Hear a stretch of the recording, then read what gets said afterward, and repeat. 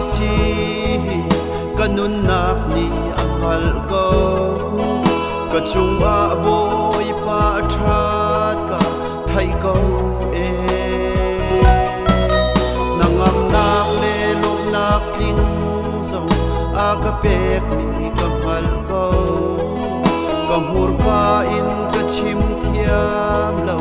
a boy tuk e ka boy pa ka chim lo le ka re lo chu an thai thiam lo boy kom dot ni an thai lo chun zai tin da pal kho la an hal lo chun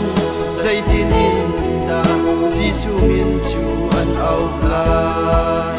lai le dang ni thin lo zong a chim ding in fial mi ka si pathian ni mau set rian a fian mau set ni boy pa al mi pisin bia ka chim thiam lo ka ngai thia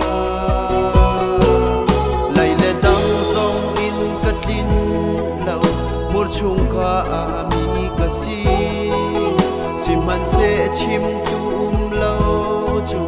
ka chim ko lai ka boy pa ka chim lo le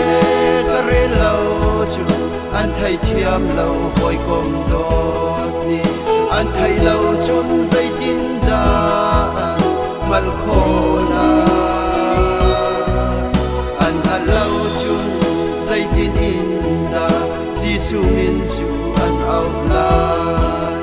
lai le dang ni thin lo zong a chim ding in fial mi ka si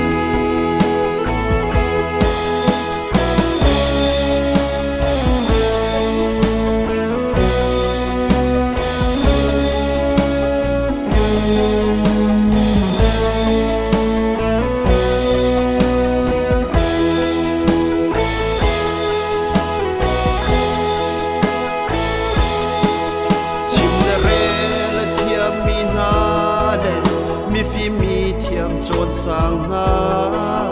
bia mi za pi an nung kai katling lo dam tha mi na laka hol a mi fi mi na laka mi mi thong mi na laka mi der I team to boy pan si ka chim lo le ka re lo chu an thai thiam lo boy kom do ni an thai lo chun zai tin da an pal kho la an hal lo chun zai tin in da jisu min chu an au lai lai le dang ni thin lo zong a chim ding in